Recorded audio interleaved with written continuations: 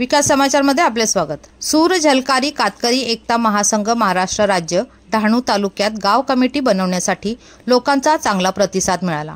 गणेश गावित डहाणू येथे सूर झलकारी कातकरी एकता महासंघ महाराष्ट्र राज्य या संघटनेचे संस्थापक रमेश सौरा यांच्या मार्गदर्शनाने डहाणू तालुका अध्यक्ष गणेश काकड्या गावित यांच्या अध्यक्षतेखाली कातकरी वस्ती असलेल्या पाड्यात जाऊन गाव कमिटी बनवण्यात आल्या। त्यासाठी लोकांचा खूप चांगला प्रतिसाद बघायला मिळाला। गाव कमिट्या बनवण्याचा मुख्य उद्देश संघटना बांधणी व लोकांच्या समस्या सोडवणे असा असून बरेच असे पाडे आहेत की तेथे अजून सोय सुविधा नाहीत। कातकरी समाजावर सरकार मुख्यतः जास्त लक्ष देत आहे। असे असले तरी सुद्धा अजूनही वीज, रस्ते, अंगणवाडी, शाळा योजना, विविध कागदपत्रे, स्थलांतरण असे अनेक अडचणींना सामोरे जावे लागत आहे। त्या अडचणींना मात करण्यासाठी मागील ऑगस्ट महिन्यापासून अनेक गावातील कातकरी समाजातील वस्ती असलेल्या ठिकाणी जाऊन गाव कमिटी बनवण्यात आल्या आहेत।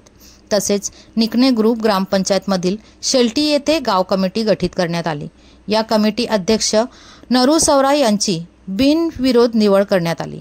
तसेच कमिटीमध्ये उपाध्यक्ष, सचिव, सहसचिव, सल्लागार व सभासद असे वेगवेगळे पद देण्यात आले। अशा एकूण 17 ग्रामपंचायती असलेल्या गावांना गाव कमिटी बनवण्यात आल्या। कमिटीचे गाव कमिटी अध्यक्ष निकणे सीताराम मिसाळ, सारणी सुरेश भोईर, रायतळी महेश पवार, गंजाळ रत्नाकर गावित, रणकोळ सुनील भोये, वेती सुरेश पवार, रानशेत अनंता नळगे, कासा दिलीप सौरा, खाणीव अजय पवार, शिलोंडा किरण सुबर, निंबापूर एकनाथ पवार, विवळवेढे विलास भोये, वदना दिलीप आरडी, देवगाव रणजित पवार, चरी पावन संदीप कुवरा, गंजाळ मणिपाडा गोविंद तुमडा गाव अध्यक्ष म्हणून बिनविरोधक निवड करण्यात आल्या व राहिलेल्या गावांना लवकरात लवकर बनवणार असल्याचे कळले। तसेच सर्व गाव कमिटी बनवण्यासाठी तालुका कमिटीला गाव कमिटी बनवण्यासाठी लोकांचा चांगला प्रतिसाद मिळाला। तसेच लोकांच्या वेळेत जाऊन बांधणी करण्यात आली। याचा फायदा अडचणींना मात करण्यासाठी होणार असल्याचे तालुका कमिटीकडून समजले।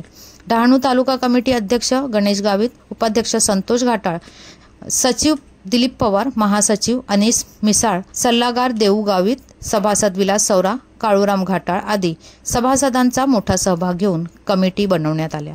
धन्यवाद।